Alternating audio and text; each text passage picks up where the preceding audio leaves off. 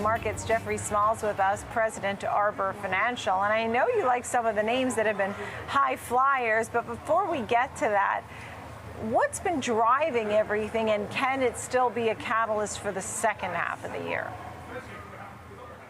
Well, the stock market and the economy are connected, Nicole. However, the stock market generally leads the economy, and the economy is definitely supporting what the market is doing right now. Full employment, rising real estate costs, real estate transactions are actually increasing, car sales increasing, and so the Fed isn't really having an effect on the economy right now as far as the numbers go. We're still waiting for those numbers to come in.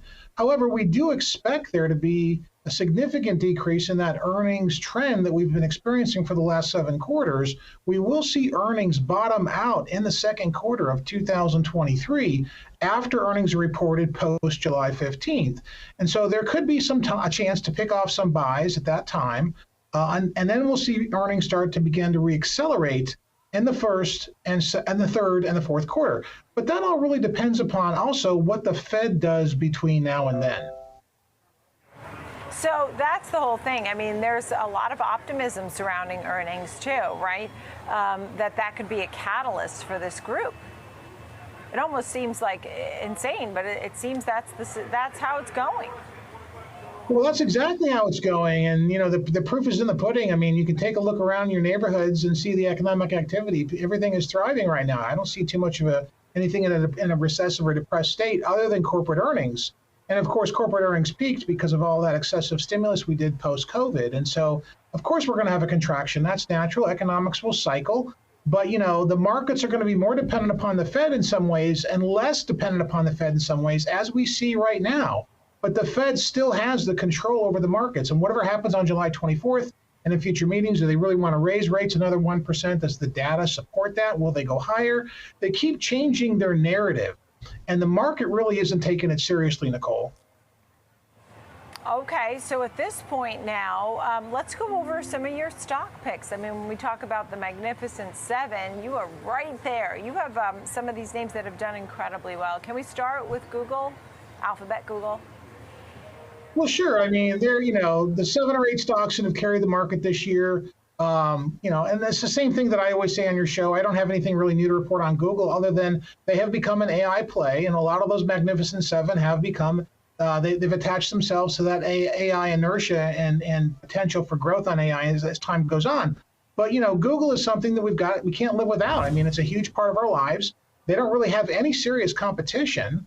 And so, this is a stock that you ultimately want to own for the long term if you want to own part of the Magnificent Seven. And we don't call them the FANG stocks anymore.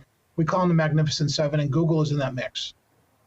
I know. It's incredible when we think about what's been going on. And while nobody was watching, Meta took off. Well, Meta was beaten up so severely last year. It dropped to $122 a share at its low. And I mean, all of us kind of looked around each other and said, this is an absolute gift. There is truly blood in the streets, with this stock price. And it is time to start ramping up ownership positions. And so there's no doubt Meta has rewarded us handsomely. And we see Meta going up beyond where it is today in the 280s. We see it peaking out around 300 before year end. And look, the history shows the bullish momentum that you've seen in the first half could, in fact, go into the second half, according to some of the historians. To your point on Meta, it went from $88 and right now is at $288. An incredible run, no doubt. Last but not least, what about Amazon? Well, Amazon, of course, is part of the magnificent grouping of companies there that have carried the market this year. And that's also something you want to own. Amazon, though, has a tendency to ignore fundamentals on its share price. And we did have a call for it about 140, 145 this year. I think the last time I was on the show, it was around 108. It's back up to 130.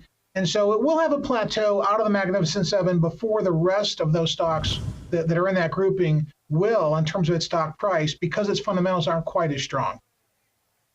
Right, understood.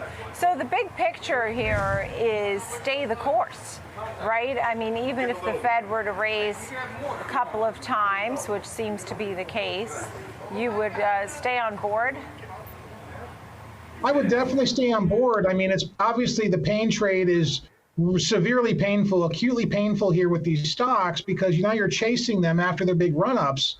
And the question is, can these companies increase their top line numbers now that they've gerrymandered, financially engineered their earnings with layoffs and other cost cutting features on their balance sheets. And so now they're going to have some challenges in the back half of the year, in the third and fourth quarter going forward in the next year, is can they increase their top line numbers? Can they increase their revenues? And so some will be better than others. You are concerned about the cost of capital and the spending that's going on in the budget. Without getting into politics, I mean, we know lending and all that has gotten very tight, too. You know, the money is still flowing. Anybody can get financed on a new car. If you want to buy a home, you can buy a home. So I don't see the lending restrictions other than what we hear about on the press. But, you know, lenders are getting scared and they're getting a little more leery and they want more credit worthiness, I think, is the constrictions that we see in lending right now. And so it's a little more difficult, just a hair more difficult to get the financing that you want. But yeah, the cost of capital is an issue. And of course, the higher rates go, the more money goes towards that cost of capital, the more PE compression we have in corporate America, and the harder it is on the consumer. I mean, to qualify for a $500,000 home today, Nicole, you've got to generate income of in excess of $150,000 a year if you're going to put 10% down. And so that prices out quite a bit of people from purchasing real estate today. All right. Jeffrey Small, Arbor Financial. Thank you so much. Good to see you. Appreciate it.